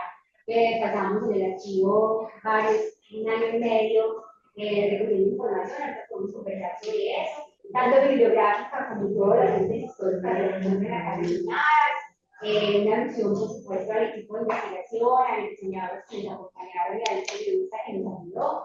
Y unos agradecimientos a todos nuestros compañeras que estuvieron ahí, a los estudiantes que estuvieron interesados, a toda la gente de los archivos y de la facultad que nos apoyó mucho. Y bueno, una cosa que nos parece fundamental, pues, como compartirles, es precisamente que la investigación está dedicada a los estudiantes de la facultad, a quienes nos precedieron, a quienes apenas llegan y a quienes vendrán, pues, porque nuestro lema espíritu continuo social permanece. Y muchas gracias a los profes que nos han apoyado, a los que nos han convertir y permitirles, pues, estar ahí, a los profes que también nos han formado y nos han formado. Y a todas y todos, pues, animarles a querer saber esto, que somos muy, muy fuertes por eso que queremos crear. Muchas gracias. Yo quiero, hay algo que acá ya no se nos ha quedado en el tintero, pero no es porque no sea importante, y es que yo estaba esperando que Cata lo dijera, pero no lo ha dicho. Y es que siempre dije que hay una relación simbiótica entre el derecho y la política siempre ha estado presente entre nosotros. El que la Facultad de Derecho se llamaba Facultad de Derecho y Ciencias Políticas no es ajeno a lo que nosotros estamos queriendo expresar en esa línea de tiempo. Lo que pasa es que lo que quiero verbalizar y hacer visible es la presencia del pregrado de Ciencia Política en nuestra facultad. Nosotros creemos, al igual que Catalina destacó, que hay un apartado especial para las mujeres, creemos que es indispensable hacer un trabajo como el que acabamos de hacer con el pregrado, para el pregrado de Ciencia Política. Y precisamente porque respetamos esa historia y ese proceso histórico, y además porque somos historiadores, nos queremos dar un tiempo para tener una retrospectiva mejor del pregrado que es tan joven. No quiero que pase desapercibido que nosotros consideramos que hacen parte de nuestra facultad, que la formación en la política siempre ha sido presente, aunque no haya sido formalizada con un pregrado, y que ese apartado no lo debemos.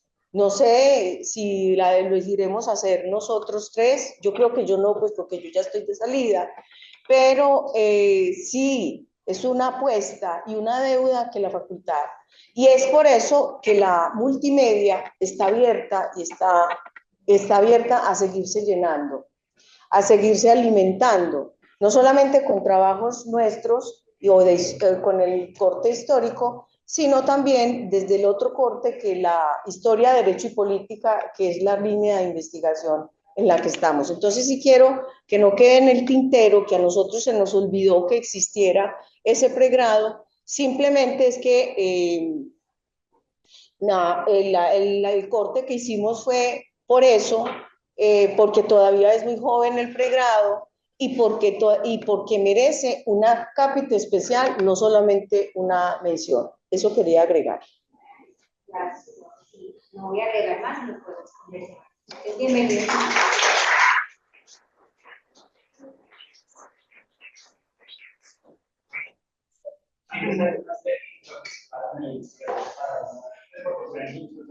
No los conozco. Ay. Bueno, es muy importante porque en el inicio de la investigación eran 4 estudiantes de ciencia política y 4 de derecho.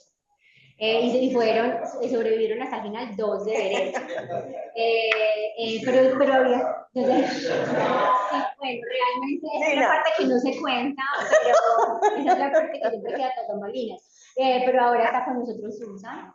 El otro estudiante es John Edwin, que también está haciendo una investigación que se desprende de esta, y lo mismo y la de Susan. la de Susan. Ellos dos desprendieron. Susan va a contar, yo voy a contar antes de Susan, que John Edwin le interesó mucho el periodo de tiempo de nuestra presencia en las defensas del Estatuto de Seguridad y todas las marchas estudiantiles. Esa es la investigación que inclusive como joven investigador está ya casi terminando. Sí. Pero Susan nos va a contar cuál es su trabajo. Pero muy importante porque el proyecto de Edwin se deriva muy especialmente de las entrevistas en las que él estuvo del maestro Mesa y del profe Luqueñi y del profe Julio González.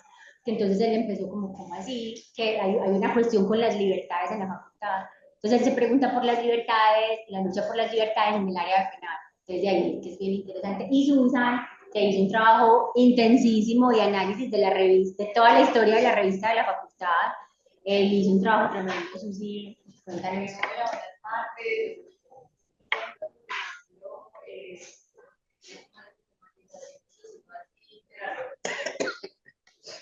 David, pero también fue sobre todo centrada en el tema de las mujeres. En algún momento, inicialmente,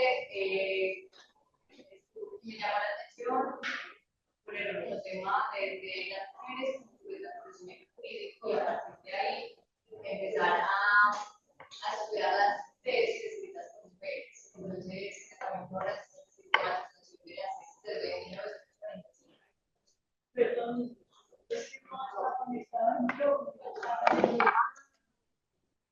Es que no es un...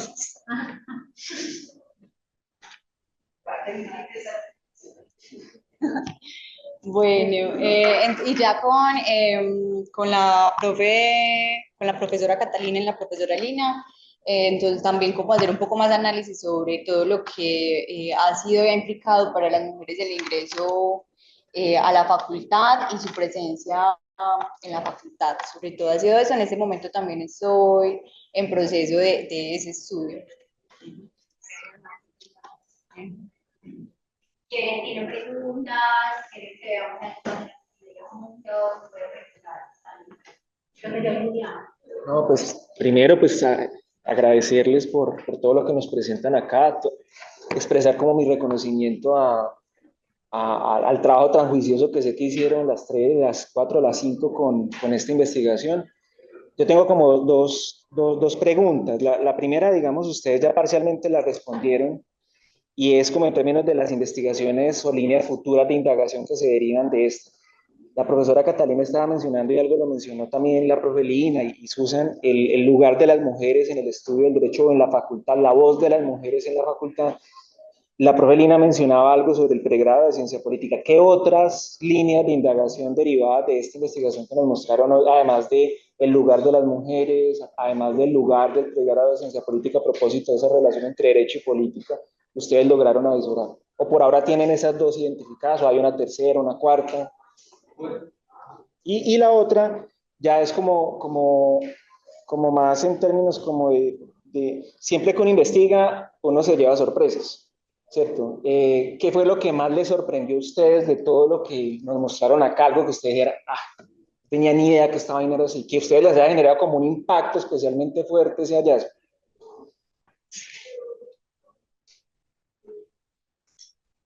Gracias. Bueno, pues yo creo que esta multimedia es una obra abierta que podemos seguir enriqueciendo y que se pueden derivar además de allí publicaciones y más, también con miras a los 200 años de la facultad que va a ser pues ahorita en 2027. Y yo diría que, por ejemplo, algo que me interesaría mucho es ahondar como en esa recepción del derecho civil y la formación jurídica clásica a comienzos de siglo y su relación con el pragmatismo empresarial. Eso me parecería interesantísimo. Por ejemplo, para ir mostrando cómo va transformándose esa formación jurídica. Parecería interesantísimo y también con miras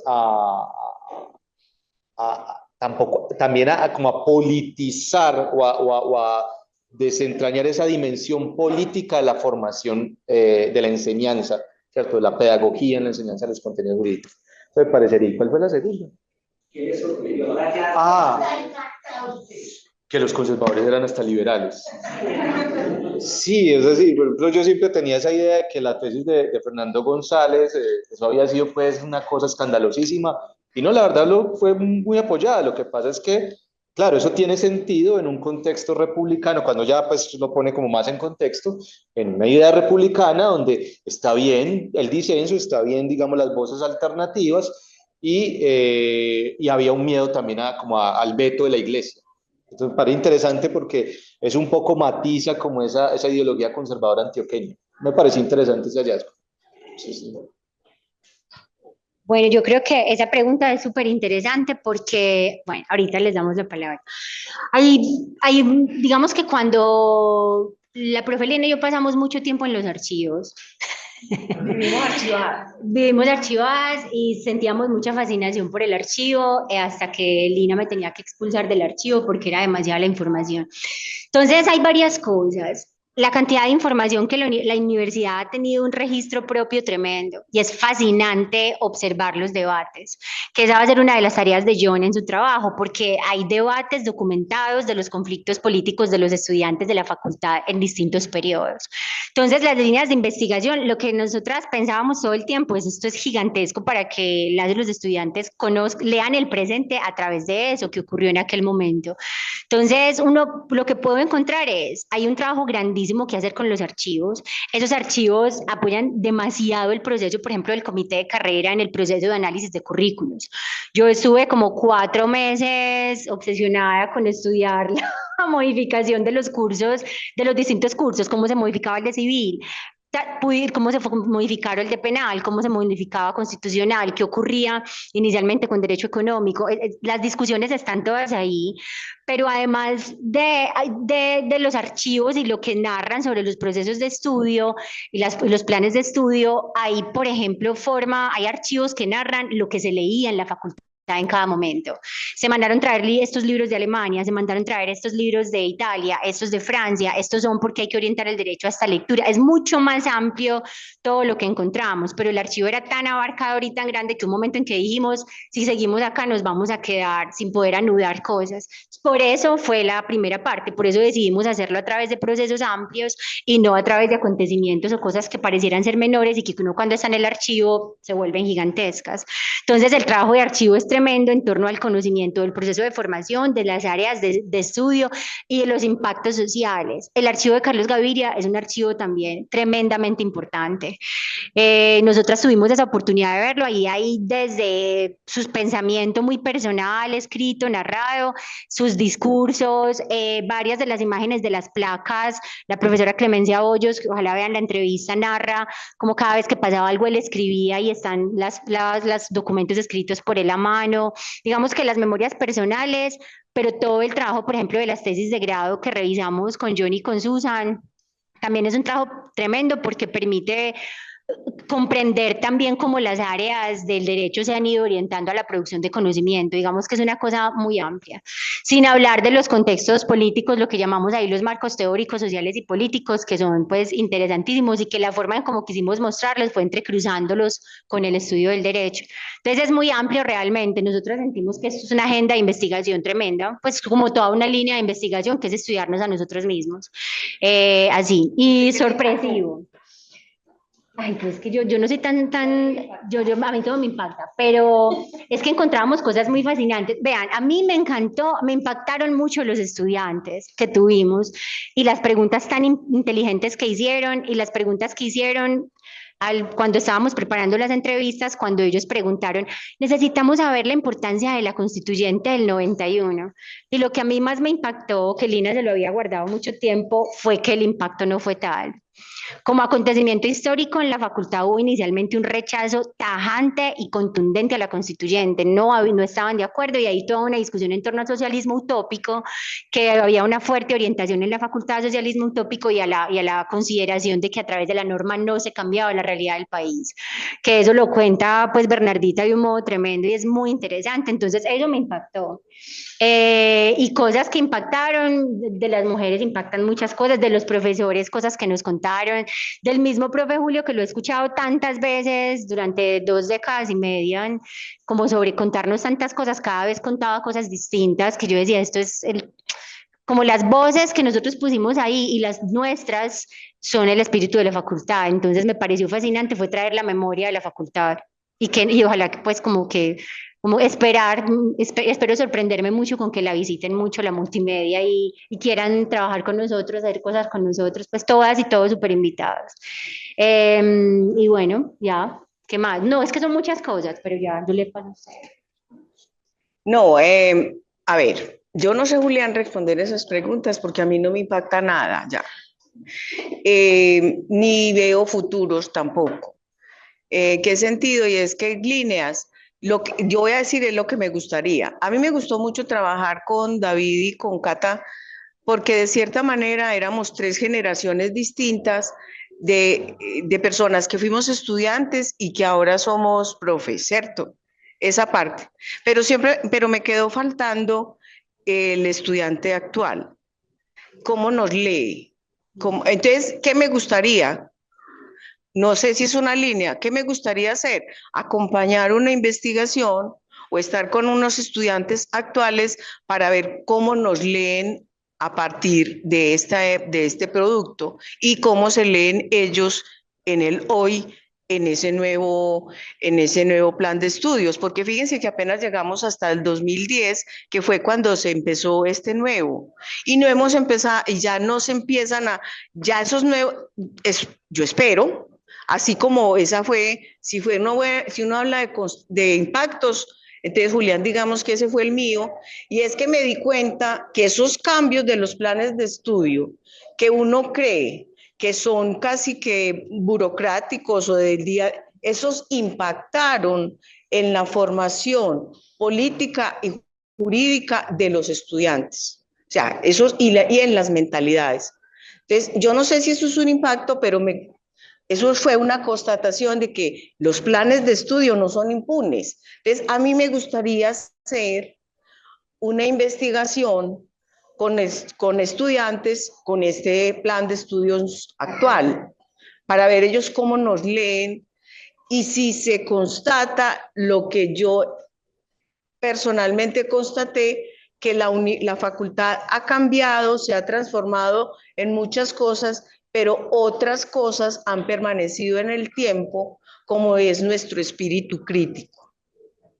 Es posible que las expresiones sean diferentes, pero en nuestro espíritu crítico y nuestro compromiso social, yo todavía lo percibo. Y lo percibo mucho más ahora con este plan de estudios. Entonces, eso, yo no sé si son líneas, no sé si son impactos, sino que a mí me gustaría hacer ese tipo de trabajo. Yo quería añadir algo y si hubo sorpresas. Por ejemplo, yo me acuerdo, bueno, yo creo que para David no lo fue tanto, para ellos no lo fue tanto, pero para mí sí fue muy sorpresivo la atención que en todas las entrevistas, a pesar de ser generaciones distintas, planteaban que siempre había un grupo queriendo estudiar el derecho solo como sistema de normas y otros que querían estudiar el derecho en un sentido político mucho más amplio.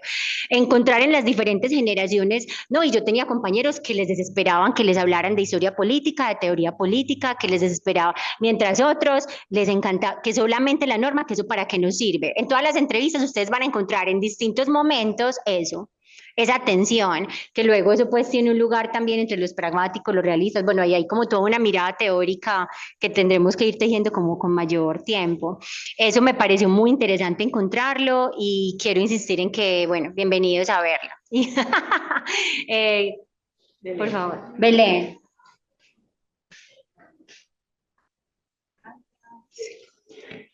Bueno, hola, ¿cómo están? Primero, felicitarlos, pues está impresionante. Es muy bonito como la memoria nos permite leer como todos estos procesos que hoy en día y más adelante van a seguir teniendo pues como esos rasgos y esos tintes para nosotros como una generación que viene como creciendo, tenga pues como esa capacidad de incomodarse, como dice la profe Lina. Y tengo una pregunta y es para la profe Lina y es, o sea, yendo por esa línea de que las mujeres debemos contar nuestra historia propiamente hablando, usted mencionaba que inicialmente la investigación también nace de una incomodidad de lo que estudiabas, de lo que leías, de lo que escribías. Entonces, mi pregunta es, ¿qué pasó con esa incomodidad? Permanece, trasciende, se transforma. Y digo pues que desde una parte, desde un enfoque con un género femenino, y es porque si bien a ustedes los impactó diferentes cosas, pues como ya respondieron a medida de que iban llevando a cabo la investigación, yo creo pues que es muy importante, evidentemente, resaltar qué pasa con esa incomodidad. O sea, ya sabemos pues que nos van a profundizar un poco más en el tema pues y el factor de la mujer participando en todos esos procesos en la facultad, pero o sea, todavía hay o hay un sentimiento de resignación.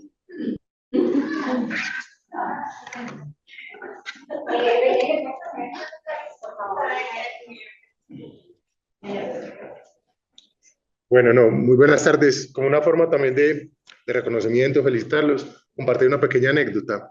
Hace muchos años, y ahora que estamos hablando de historia, el maestro Félix de Bedú me decía, ustedes los abogados son muy serios, siempre presentan todo como en textos escritos, ¿cierto? Porque no juegan con lo iconográfico, con la imagen, con... Entonces siempre te quiero reconocer no solo ese trabajo tan interesante, sino como el formato que eligieron para divulgarlo, porque es también pensar en nuestros estudiantes. Es eso.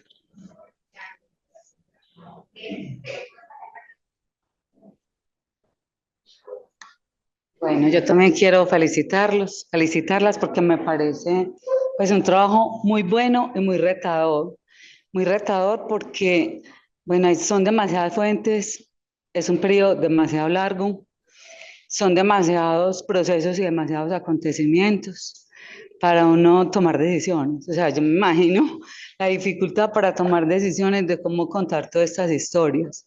A mí me parece que es un trabajo de memoria muy importante, porque la memoria, pues yo creo que hay que mantenerla si no queremos repetir la historia, si queremos reivindicar cosas que creemos que hemos estado haciendo bien. Entonces me parece que, y en ese sentido tenía una pregunta para algo que decía Cata ahora. Es cierto que no es la voz oficial de la universidad, pero sí es porque nosotros somos parte de las instituciones. Para mí es una memoria institucional, que nosotros somos una institución, pero tal vez no oficial, ¿cierto? Construida por nosotros mismos. Tengo varias inquietudes. Cuando se dice que esta es que es la facultad en el tiempo, yo me preguntaba, bueno, yo creo que es parte de la facultad, es un pedacito, pero faltan muchas cosas, ¿cierto? No es toda la facultad, porque yo a veces cuando los escuchaba hablar decía, bueno, está como muy referido a hacer un seguimiento a los planes de estudio y cómo esos planes de estudio se fueron transformando por actores concretos que estaban en la facultad, unos que escribían, otros que tomaban las decisiones de qué era lo que se iba a enseñar. Entonces, no creo que sea todavía, es un pedacito de la historia de la facultad. Creo que hay que seguir contando esa historia. Creo que del periodo que ustedes estudiaron hasta la fecha, la facultad ha cambiado muchísimo, ¿cierto?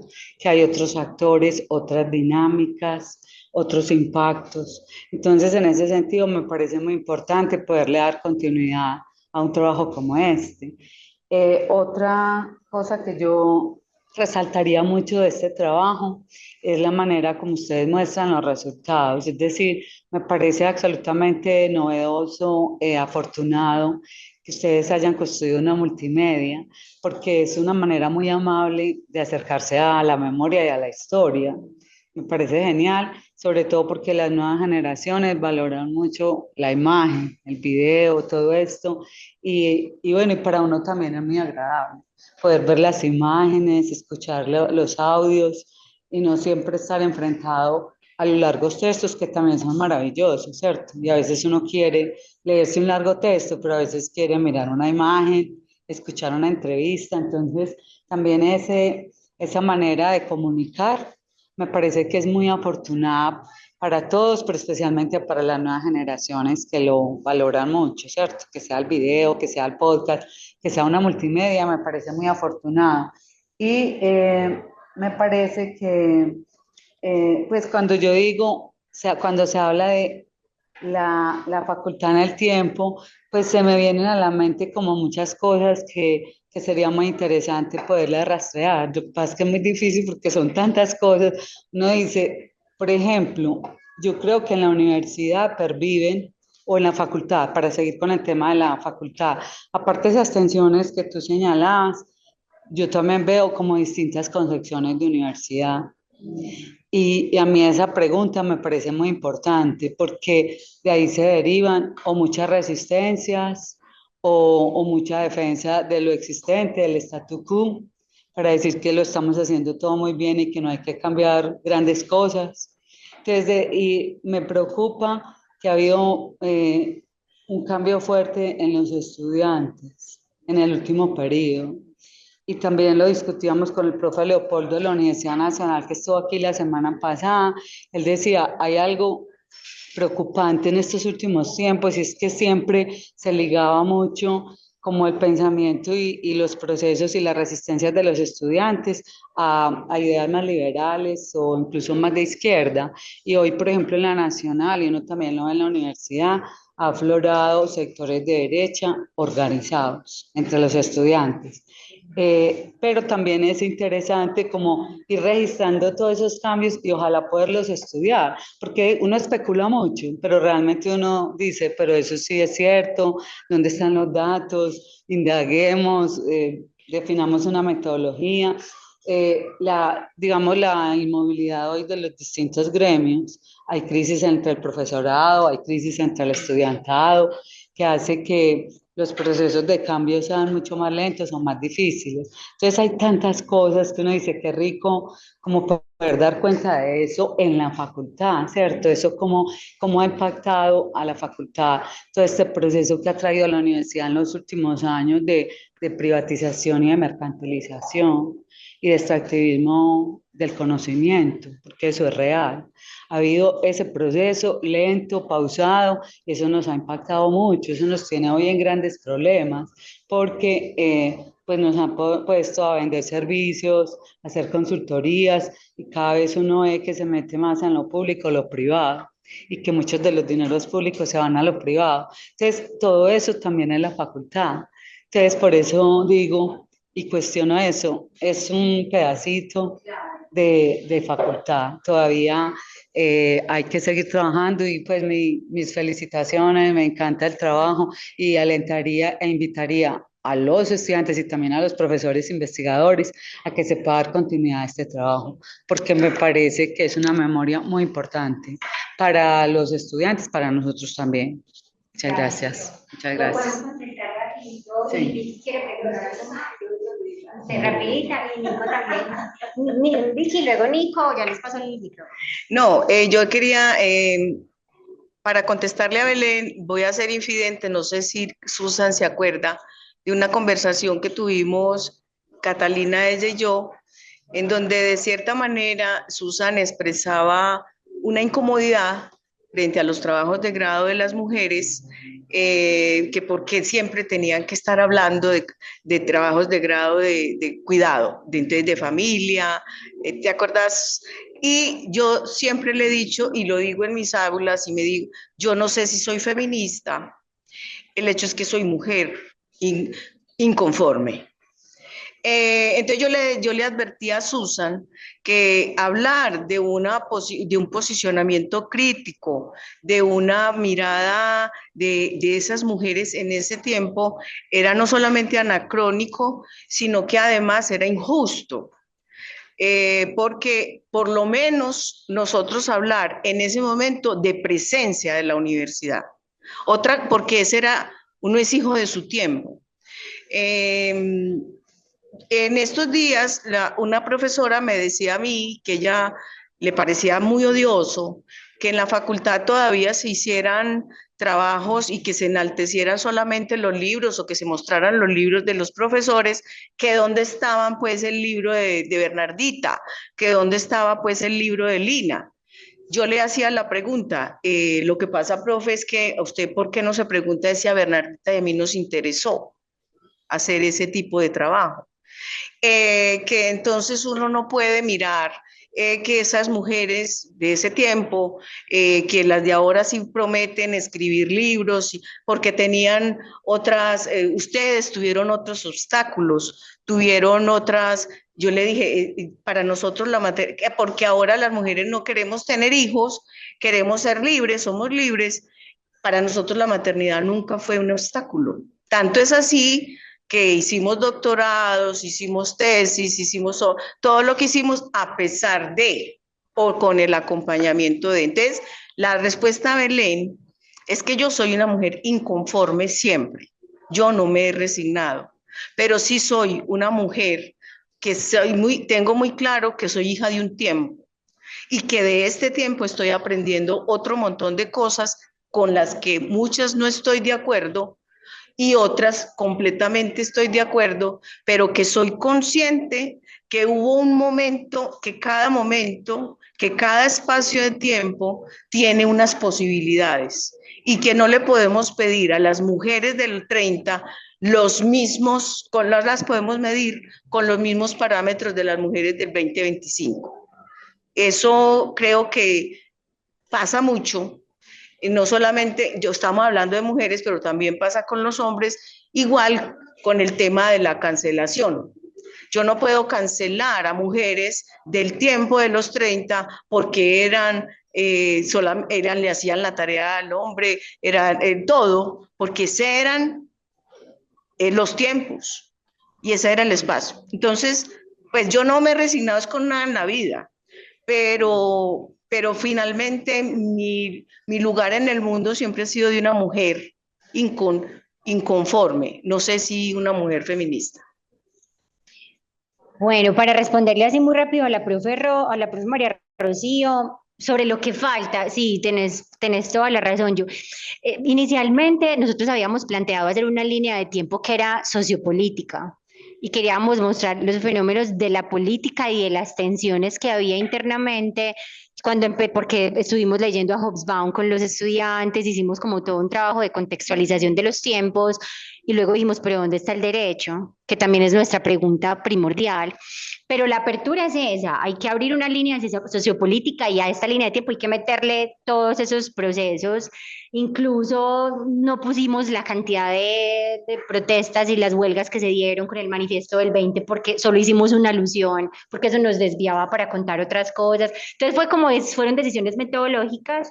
Hay muchas fuentes sobre todo el tema e insistimos, queremos ampliarlo mucho más y queremos que se unan para hacerlo todos también, para ir contribuyendo.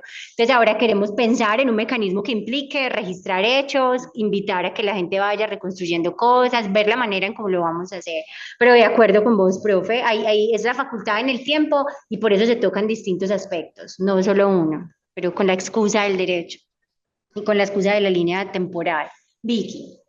El profe Cristian, Vicky, Nicole y el profe Cristian.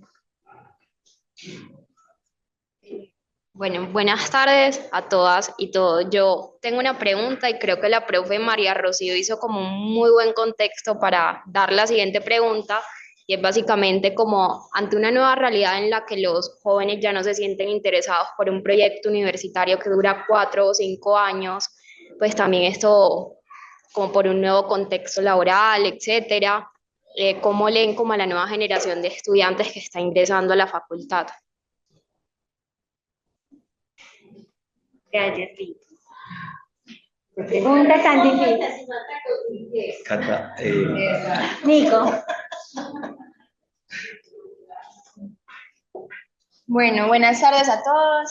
Nuevamente felicitarlos porque creo que la sistematización que hicieron ha sido muy importante y es muy importante también para nosotros como estudiantes actuales. Y pues hay muchas cosas como en la investigación que me parecen muy bonitas, pero un poco de lo que hablaba la profe Lina y retomando también lo de Cata cuando mencionaban al final de la muestra de la investigación como el lema de la facultad, que es espíritu crítico y compromiso social. Me parecía muy interesante lo que decías, profe Lina, de que siempre pues la facultad desde un momento hasta acá ha venido consiguiéndose como a la universidad pública y en especial a la facultad como unos estudiantes revoltosos, ¿cierto? Entonces, me preguntaba como qué perspectiva tienen ustedes a raíz también de la investigación, pero propia sobre cómo se han dado esas transiciones y realmente seguimos siendo unos estudiantes revoltosos o no, o qué tanto, o en qué porcentajes, o qué ha pasado en ello.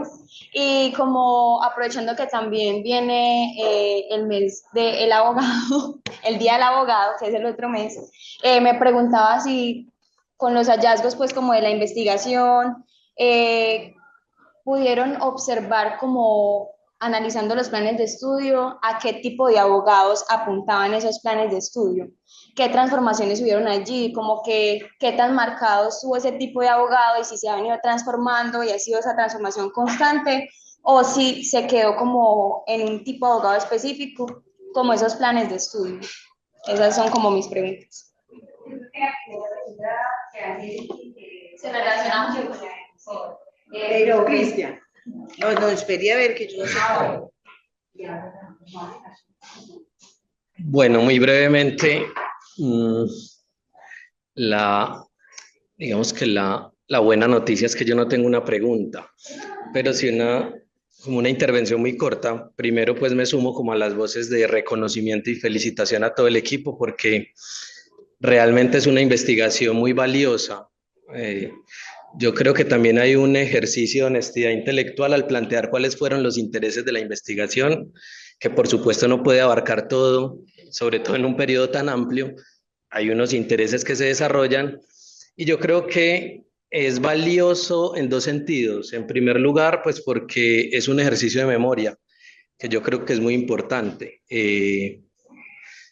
Cuando uno normalmente está con estudiantes de primeros semestres o cuando los profesores y profesoras que están en los cargos administrativos hacen estos procesos de inducción, normalmente hacen un esfuerzo por contar un poco de la historia de la facultad.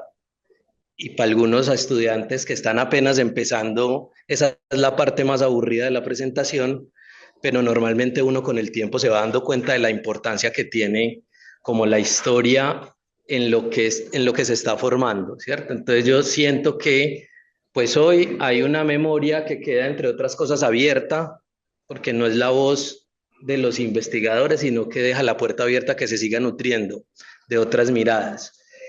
Y creo que también es valioso porque nos implica en términos de que todos los que de alguna manera estamos vinculados con la facultad, como estudiantes, como egresados, como profesores o como personal del equipo administrativo, pues tienen ahí una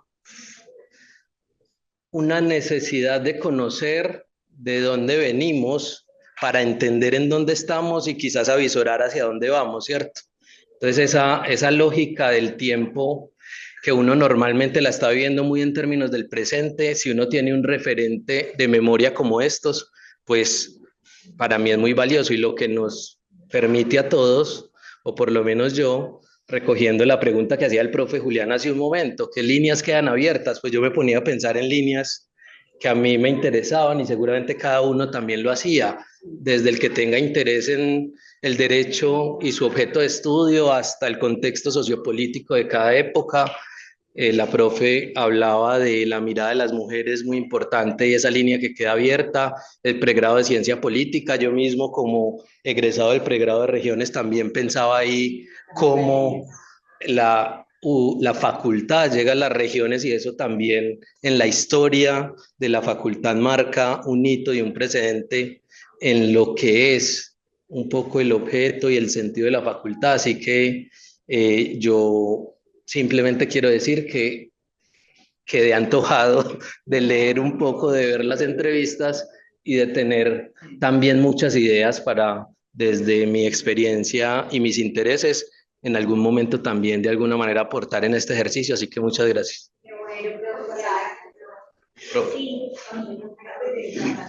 No, yo tampoco tengo preguntas.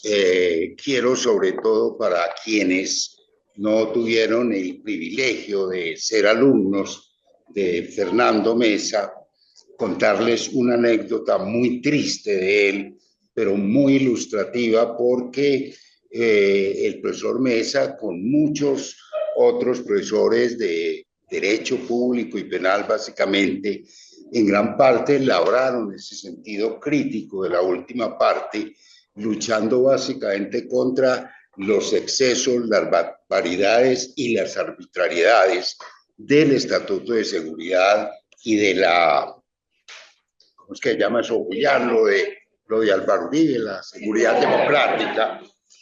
Y quiero resaltar esto porque a veces pareciera que ciertos principios se pueden negociar. Y creo que en materia de defensa de las libertades de los ciudadanos frente al Estado, jamás se puede ceder. Y la anécdota triste es la siguiente: al doctor Mesa le mataron un hijo en unas circunstancias muy dolorosas. Se lo llevaron fuera de la ciudad, lo encontraron muerto por allá. Cuando él regresó a clase, le dice un estudiante: oiga, profe, ¿usted todavía cree que los delincuentes tienen derechos? Y le contesta el doctor Mesa: joven, me mataron un hijo, no los principios. Yo te pido que hagas una referencia a Luis Fernando Vélez. Ay, sería imposible porque no porque no me guste, sino porque yo creo que ese es uno de los personajes absolutamente vitales, no solo de la facultad, sino de la universidad. Es una de esas personas que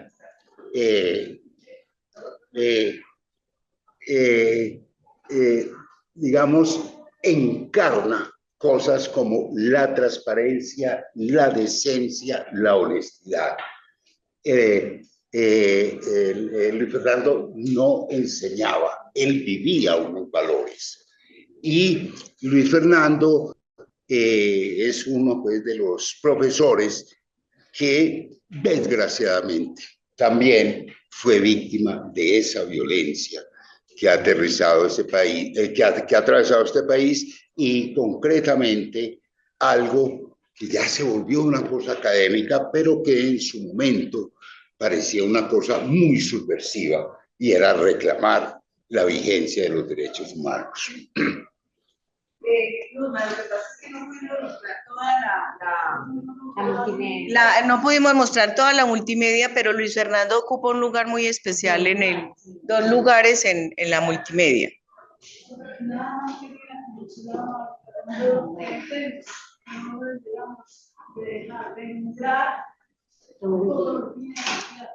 De acuerdo.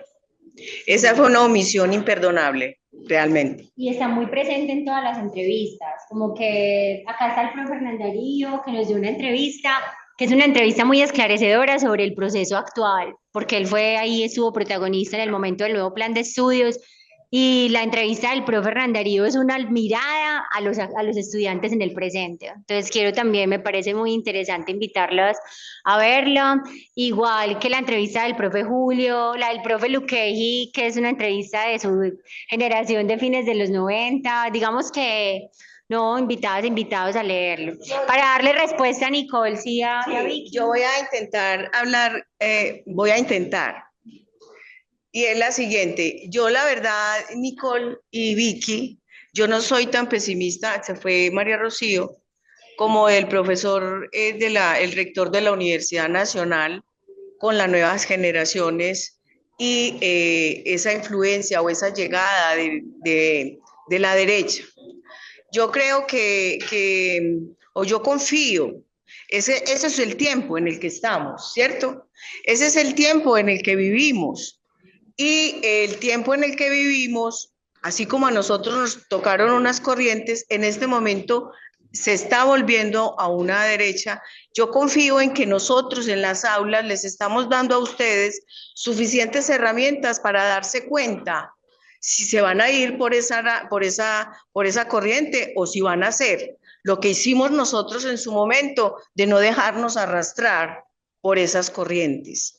Entonces es un voto de confianza, no solamente en ustedes, sino en lo que nosotros les estamos dando a ustedes en la universidad pública en general.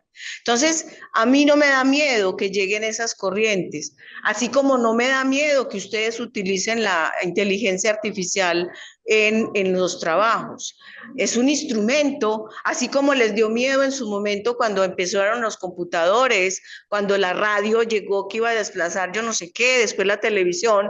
Son llegadas que lo que uno tiene que tener es un arsenal suficiente para discernir si ese arsenal me lleva o si yo tengo herramientas para resistir. Julio y yo hemos dicho, y yo los digo cada que empiezo una clase de derecho penal especialmente, mi presencia aquí es un acto de resistencia. Sé que el mundo tiene un montón de cosas, pero sé que resistir es la única alternativa que nos queda. Eso era lo que yo quería como decirles. Ahora, en lo de las mujeres, yo no sé ni con nada de eso. Yo lo único que he hecho es ser, que no es tan fácil tampoco, por lo que me he dado cuenta, pero eso no se teoriza, o para mí. Entonces no te sé responder. Sobre los abogados. Sobre la formación. Sobre el perfil. Bueno, no. Algo como que lo relaciono también con pues la inquietud que expresaba la profesora María Rocío, y es que, claro, fueron decisiones que se tomaron de si hacer un recuento más contextual o más textual, ¿cierto? Pero yo creo que, digamos, esta línea de tiempo tiene algo que me parece muy interesante, y es mostrar cómo al interior del mismo discurso, al interior de la formación, al interior del pensum, se vivía también una política y se vivían unos conflictos ideológicos, y de alguna manera el contexto resonaba en esa formación. Poco, no tanto como cómo afuera afectaba el interior, sino cómo en el interior se vivía también unas convulsiones políticas interesantes. En ese sentido, pues respondiendo a la pregunta que hace Nicole, uno puede ver, por supuesto, en los planes de estudio un modelo de abogado ideal, pero de alguna manera eso tampoco era tan así, porque igual muchos estudiantes se formaron y hubo muchos disensos, y por ejemplo, uno puede decir que de la enseñanza de Gaviria o de profe Mesa, hay un modelo ideal de estudiante, pero también se formaron estudiantes que estuvieron en la derecha, que están en la derecha, que están en, ¿cierto? Es decir, claro que hay unos proyectos ideales normativos de a quién se quiere formar y qué se debe formar, pero en últimas la historia muestra que la universidad fue muy plural, ¿cierto? Y de muchos conflictos y divergencias. Yo quisiera como decir también otra cosa, pues, y es como la dificultad personalmente para mí del presente, porque para mí es mucho más fácil como uno decir, bueno, hace 100 años o 115 uno puede identificar unas tendencias, ¿cierto?, de pensamiento, pero en la medida en que se va acercando el tiempo histórico es más difícil, porque es en lo que estamos, ¿cierto? En lo que estamos. Entonces para mí fue incluso muy nuevo algo que yo ya había escuchado, por ejemplo, de quién era Gaviria en las conversaciones con el profe Julio, pero como entender que, vea, no, esto es un proceso, es como un esfuerzo que uno tiene que hacer porque es algo que siente uno más cercano. Y ni qué decir, por ejemplo, del tiempo histórico que corre desde la reforma de 2010 acá, ¿cierto? Creo que yo caí muy difícil, y ahí sí, como dice la famosa frase de Hegel el ave de Minerva emprende sus vuelos en la tarde, o sea, es decir, hay que esperar a ver para dónde va esto, ¿no? Hay una historia por hacer también. Sí, un poco por eso era la introducción relacionada con el año siguiente. Que si analizamos el tiempo inmediato, no podríamos darle tanta profundidad a todas estas lecturas. Entonces también, bueno, eso implica varias cosas. Bueno, sí, ya nos tenemos que ir. Muchas gracias por estar tan amañados. Gracias por venir.